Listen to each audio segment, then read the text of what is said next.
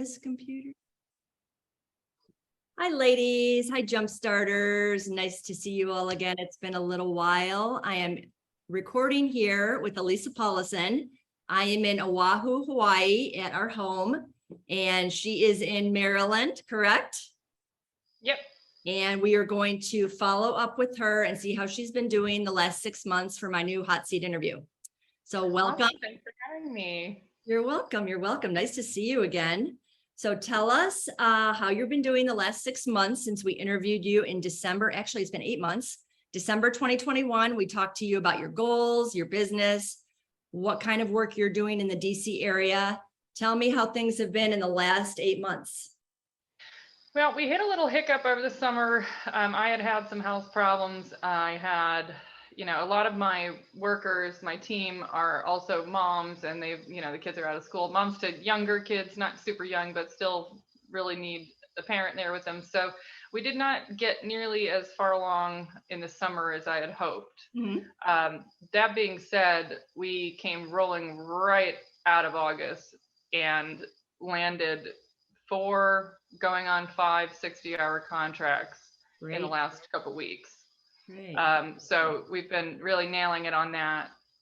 That's been great. I think I'm on schedule to get another $20,000 a month.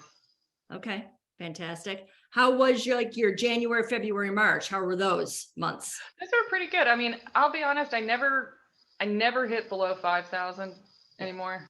I just don't. Yeah.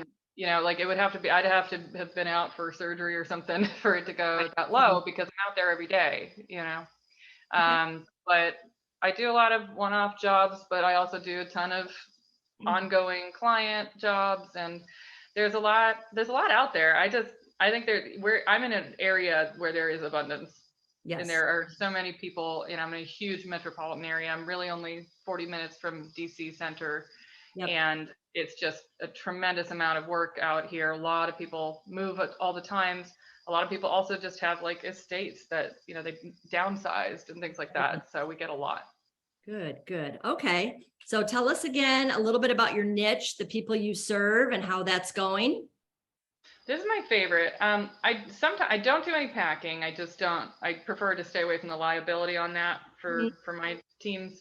But my niche, I have found out recently that 2 different therapists are recommending me to people. Great. And I only know one of them. I don't know who the other one is. And from one of those therapists, 2 different patients of that therapist had recommended me to this therapist, and I had done work for her. Right. So what I've ended up with is, because of my reviews, where people have been really gushing about the fact that when I go in there, it's about consent. It is all about consent. This is your stuff, babe. I'm not here to tell you what to do.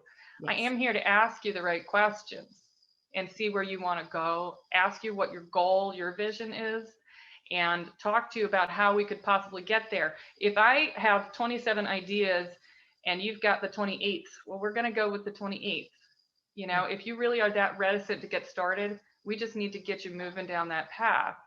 And once you get comfortable being able to see that, the big things are, I'm not going to get terse with you, I am going to tell you very clearly what I need and don't need. We had an unpacking job the other day where I had to tell the husband a couple times, and one time very firmly, to get out of the middle of the room. Please, sir, you're blocking our ability to move. I can't, we've got the dog wandering around, very sweet dog, but it's a very small place, and he was blocking my access to my tools and things. I do a lot of handyman work along with this stuff.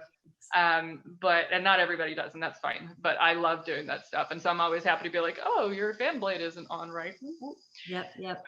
But it's that kind of thing. So I think people really love that aspect of not having to hire another person. They really love the aspect of, not only do I go in and tell them this can be done, and if they're really anxious, that's where I'm just like, honey, I got it. You can take all that and put it on me. I'm going to carry that for you. Right. I'm going to carry that anxiety, because you don't have to live in that space. You called for help. We're going to help. We're going to get you help.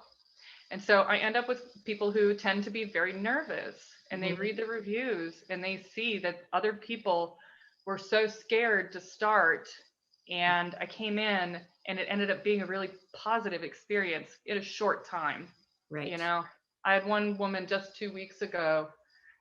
She's been on the books for months and hadn't had the time to schedule, but you know, she bought the contract back in like, I want to say May, June, something. We didn't get started for 2-3 months. Yep. And the transformation from when I arrived there, because it was 2 days in a row, the first day when I arrived there, the transformation from then to about halfway through the second day, I mean, it wasn't the same person. Really? You know, just get to see them kind of breathe out, like they finally get to exhale, you know, Amazing. and they feel like they're being heard. But it's just about the questions you ask along the way too. You know, I think that is everything. Yeah. You need to be really direct with your language on it and just ask the right question and make sure that they know you're not asking from a place of judgment. Make sure they know you're asking from a place of informing and informing their thought process. Those questions aren't for me. Yeah. Yeah. They're for them. Because when I leave, I want them to pick something up next time and know what to ask. Right. You know, how do I approach this problem? How do I go forward with my things in my life? Right, right. So do you do this on the consult as well? How do you kind of get them to trust you and like you and know that you're coming from that good place? How do you kind of do that on the consult as well? Same way, you know, same way. Tell them you're there to take off that burden. Right. You know, I think for me as well, it's a lot about trying to find out what's important to them, right? And you find out a way to relate to that, and you find out ways to find out where their insecurities are with the process and reassure them that that's normal, because in our business it is. That's everybody, whether they're too busy or they're too anxious or they've got, you know, ADHD or some other disorder or some other mental health troubles that has made, you know, depression. All these things feed into this. And then you add in the fact that most of us, if not all of us, have to work all the time. Or if you are disabled, you're not usually super wealthy. And a lot of this comes into play. Yeah. It always, always, always hits. Yeah. Okay. Okay. Good. Tell me a little bit about the big jobs you're working on. You just got a few new big jobs. What are they like? What do they entail? Give me some scenarios on what those big ones are going to be looking like for you. I'm trying to remember what the other ones are. They all run together. Well, you know, I took a lot of my administrative work and I have somebody doing that now, and she's been amazing, and it's been really wonderful. But sometimes I feel like, who was that I talked to? What's her name? So I go in and do the consults. So one of them is a 3-story Victorian. Really, it's very, for me, I'm from Boston, and so it's very reminiscent of home. Because there aren't that many of those types of houses here compared to up there, I think. But then again, that could just be when I lived there versus here. But it's really been fun to see all that. I think this particular family that I'm thinking of, it's just clothes, lots of clothes, lots of space. Yeah. And if you don't have the energy, then space gets filled. That kind of tends to be true of most people. We tend to fill the space that we have, and then, you know, they get frustrated because the kids are going off to college or the other kids are doing this and that and not cleaning up or whatever. And yeah, you're going to fill the space that you have. There's no big drive to take things to the over to donation if you've got 4 extra closets. Yeah, yeah. So are they willing to do some purging? Did you talk to them on the consult? Like, what is your goal? What do you want to purge, kind of thing? Always. Yeah. Yeah. And some people just have like, so there's another, let me see, one other one that actually might end up being split into 2 40-hour packages. For it's 2 different people, and they wanted to combine. They live right next door. I was like, sure, I don't care. That's fine. But yeah, well, they're down in Virginia, and I said, as long as we can do them in the same day, if you guys can schedule, you know, if we can schedule out a couple weeks and get you guys landed on the same day and do like 3 or 4 visits, then we'll bang it all out. Yeah. So, and I think that'll be fine. So his place, he had downsized, and it was a lot of clutter, and things that you keep in a certain spot in the garage and brought with you because you use a few of the things in the box, but you don't need the whole box. There was a lot of that. And the clutter just took over because it didn't have anywhere else to go. Right. And so he's got all these wire racks in the bedroom and is needing, and now they're filled with bins, which is not necessarily a bad design, but when you've got 3 or 4 different bins that all have tools in them of some sort, and they're not separated by, and then I see tools over here as well, and then some tools under the counter, that's where you're losing the system. Right. You know, you're losing control of the system, and that's no longer working for you. Right. So you really got to pare down and figure out what you actually want to keep. And he's trying to do this instead of renting a storage unit. You know, he doesn't want to forever rent a storage unit. And I said, I mean, we can get you there. You're going to have to make some hard calls. Right. And that, though, again, and I mean, I think I've said this probably on your other, on our other hot seat interview, but they get there. If you just, I said to him, this was yesterday, I had this meeting, and I said to him, just we're going to go for the low hanging fruit. We're going to get you into exercising this and seeing how you feel about it, because it is a muscle. Yep. Muscle. Just give it a little stretch first, get to the things you can get easily, and then we'll come at some of the hard stuff, because the way we make decisions changes. People get tired of the process, and they don't want to, what they internalize is sometimes they internalize, God, I don't want her back, but I'm going to stick with it because I paid for it, right? Yes. And we go on, and then it gets better, and that's fine. You know, I understand that's all a part of getting there, but a lot of the time it turns into them kind of saying, I don't ever want to do this again.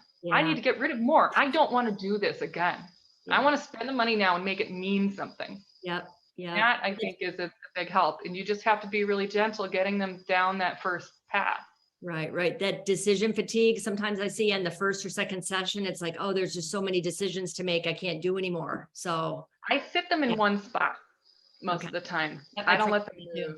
Yeah. So yeah, it's a trick, and it's yeah. So setting them up, because I always tell them, they'll get up and they'll start to try and go paw through something. I said, I need you there. You're the only one that can make those calls. Right. I can do this stuff, but I can't do that. You know, you're the one that has to tell me what stays and what goes. And if they give you a rule, then you can go whip through like some paperwork in no time. That's fine. But when it comes to personal items, you really need to know what's what. Some people are very unafraid of throwing things away that just haven't done it. And that's always fun, because I like making decisions like that. I think that's great. Yeah. But for the rest of it, you really got to have them do it. So that's how I kind of sell that. I say, well, you know, I can do this one, but I can't make this decision. Right. Very good. Very good. So tell me a little bit about your pricing. You said you're going to shift maybe a little bit for some of your clients. Yeah. So I've had, not many times, but a couple times I've had people ask about like split payments. You know, a lot of people want to do a deposit and then a full payment, whatever.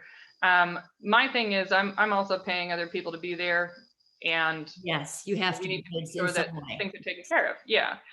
And as I'm expanding, I have to have that in the bank. You know, I have to have those things in the bank in order to bring people on. So after having like maybe my third or fourth person that I tried to accommodate, I kind of decided that, you know what, I'm losing too much money on these things. Yeah. So what I've decided is we're going to have 3 different brackets for payments. If you want to go by the hour, anything under 12, it's just pay as you go, right? Yeah. And some people do pay as you go, and they commit to a little bit and they never come back, and you know, hey, doesn't matter, right? You know, yeah. And most of them, that's not the case, but you know, you get people who are not sold on it, or who just don't necessarily have a lot of money. But also, a lot of the time we do get them started on it, and it's easier because all of a sudden they've got a space that they can work in. Right. You know, and that's fine too. That's what I was there for. That's what I got paid to do. No problem.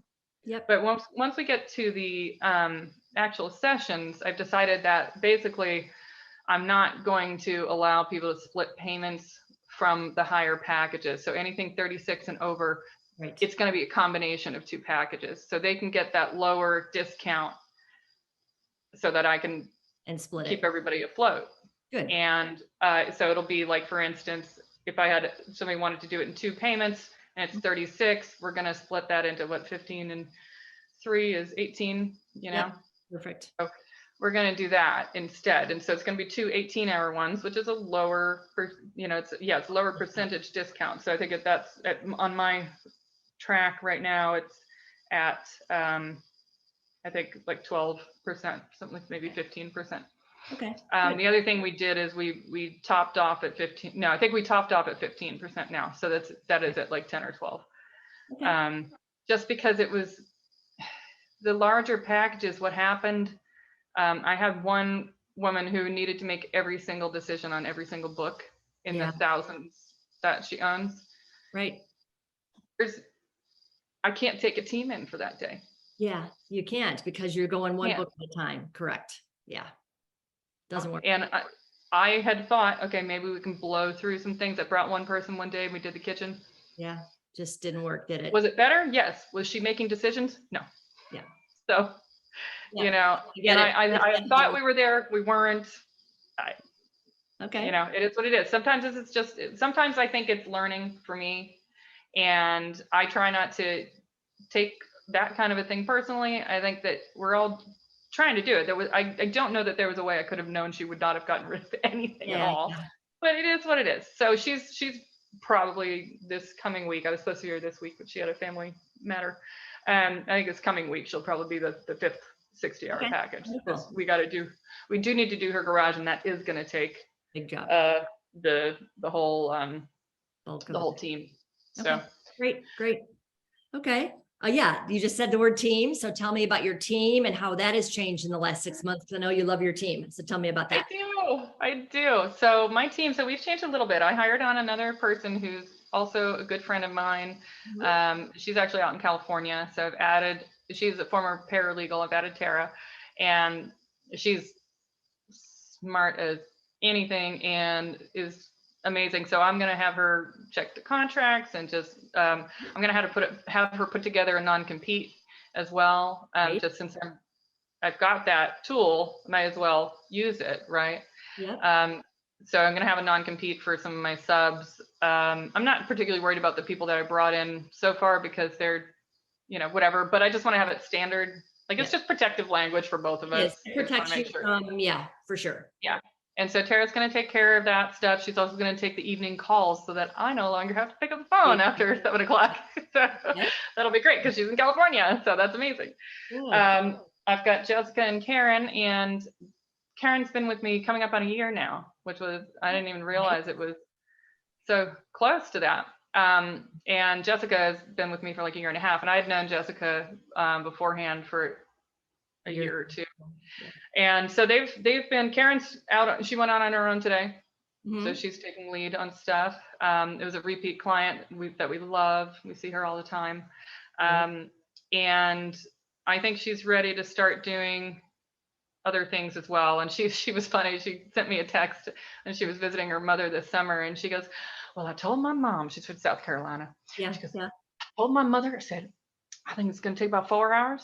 You get out of the house, I'm going to take care of it. She goes, Elissa, it took 4 hours. Oh, I was like, that's great care. Love it. That's amazing. She goes, it took 4 hours. I got it. She knows how to quote it. She knows how to do it, and it's done. Great. Yeah. What is it like for you to be able to send these qualified women out to your jobs while you're doing other stuff, admin, marketing? What's it like to be able to give those girls those hours and have them go for you? How great is that? It's definitely scary. Yeah. I think that it has been really helpful that I've found my niche by now, because I know what I really care about. Like I really, really care that the client is taken care of emotionally. I think that's number one. Like you can do all this stuff around them, but if that is upsetting to them, you didn't do your job. You didn't do the job right. So we really got to find out. We got to get that communication going and make sure that we're very slow and gentle if that's what they need. There are some people that are ready to go, but I think that for the most part, it's a little scary, but I know that it's needed. I know that in order to have a business and not a job, and grow, I have to do these things. If I want to spend more time with my kid, Oh I yeah. have to do things now because I could keep doing this and breaking my back all day, every day, and driving hours and hours and missing weekends and things like that. Yeah. And I don't want to do that. For you. Yeah. Takes a lot off your plate, which is great. Great. So let's talk a little bit about your current goals for this year and your long-term goals for the next 6 months and then into 2023. What are some of those things you've hit from the last time we spoke? Yes. So I mean, I think again, it was the summer didn't do great. And so next year I'm going to position myself very differently. Yeah. You know, one of the people that was helping me had decided halfway through the summer that they were not able to do it. Oh goodness. So that puts you and that put in me up a creek real bad.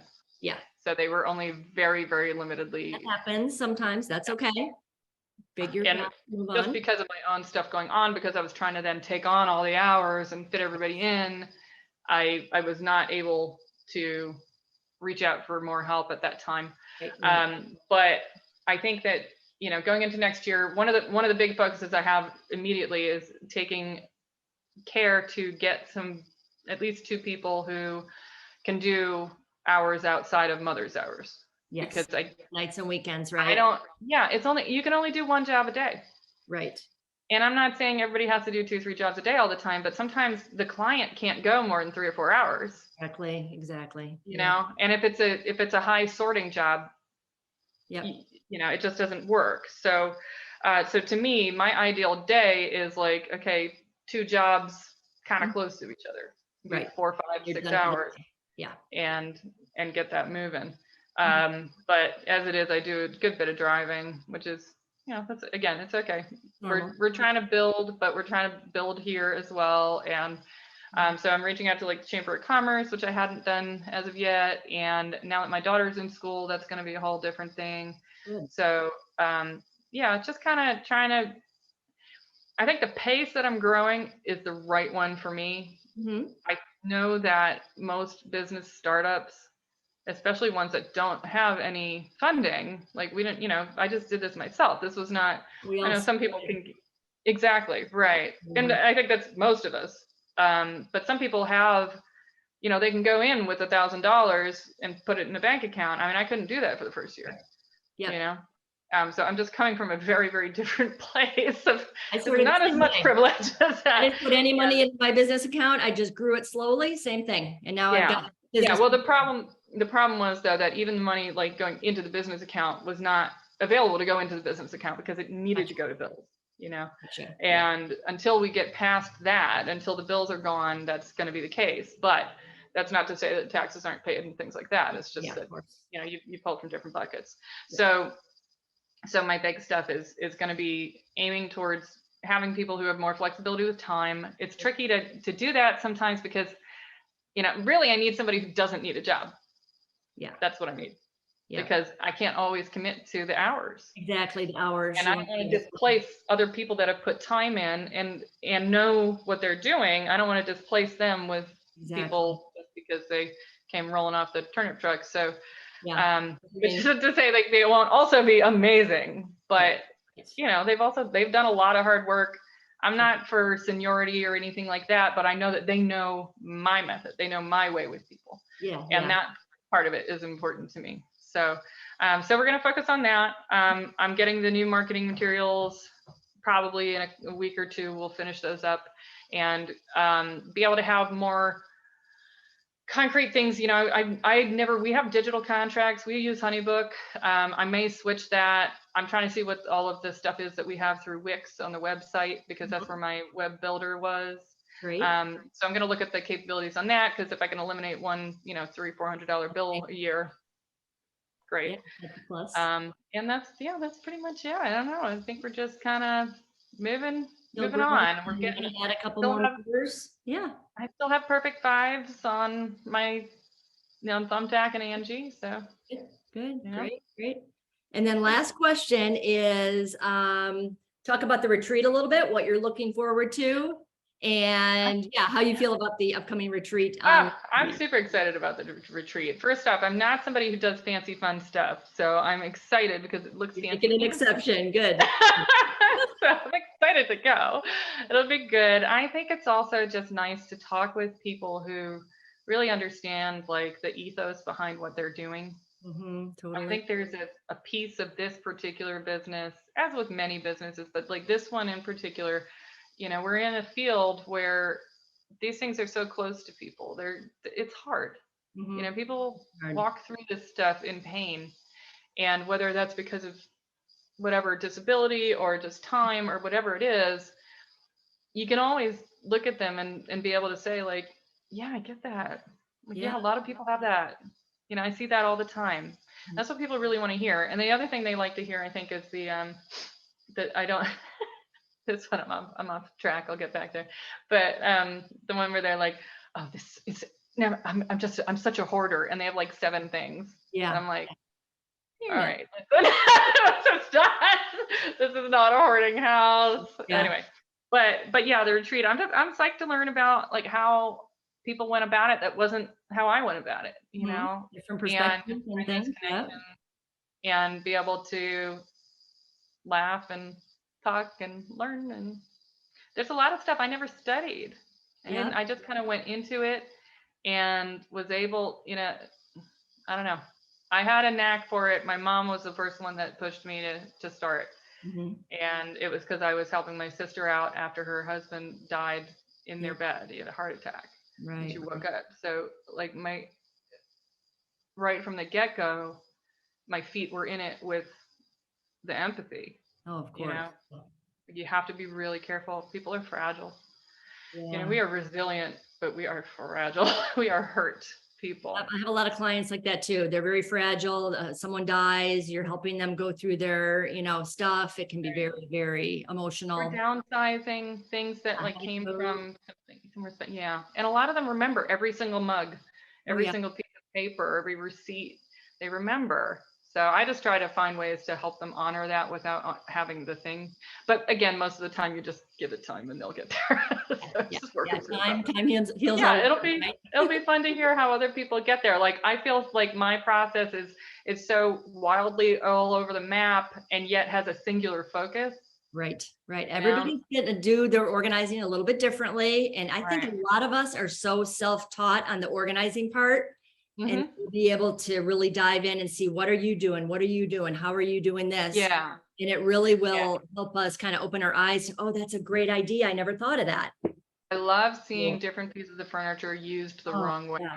That's my favorite. You know, storage solutions and different purging solutions. And there's going to be a lot of different stuff going around in that retreat. We'll be able to learn from each other. So Fun. Thank you so much for this interview. I'm looking forward to meeting you in person in less than a month on Lake Norman. So thank you again for your time, and thank you, Jumpstarters, for joining us, and have a wonderful day. Thank you. Bye.